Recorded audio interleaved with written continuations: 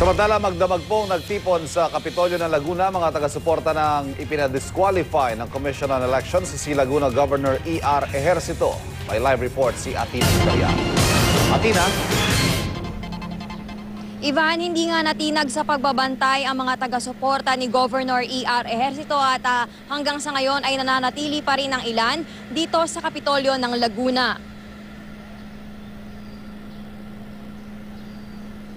Handa sila umanong idulog sa COMELEC ang kanilang ipinaglalabang manatili sa pwesto ang gobernador sakaling hindi magbaba ng temporary restraining order ang Korte Suprema ngayong araw. Pinabababa sa pagkagobernador ng Commission on Elections si Ejercito matapos mapatunayang sobra-sobra ang ginastos nito noong eleksyon 2013. Maraming mga tarpaulin ang nakapaskil rito sa Kapitolyo na mismong mga taga-suporta raw ni Governor Ejercito ang nagkabit. Sarado ang mga main gate at may mga harang na dump trucks pero maaari pa rin namang pumasok ang kahit sino sa tarangkahan sa likuran. Kagabi nagdaos din ng misa rito sa Kapitolyo ang mga taga-suporta ng gobernador. Mamayang alas 9 raw, isang misa muli ang idaraos nila.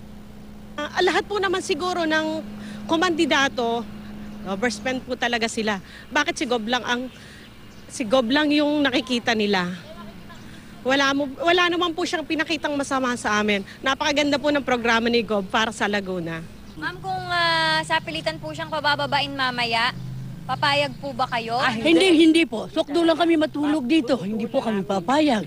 Dahil mawawalan kami ng mabait at masipag na gobernador. Once na gano'n. Siguro po naman sa COMELEC, mabibigyan po nila ng magandang desisyon yan.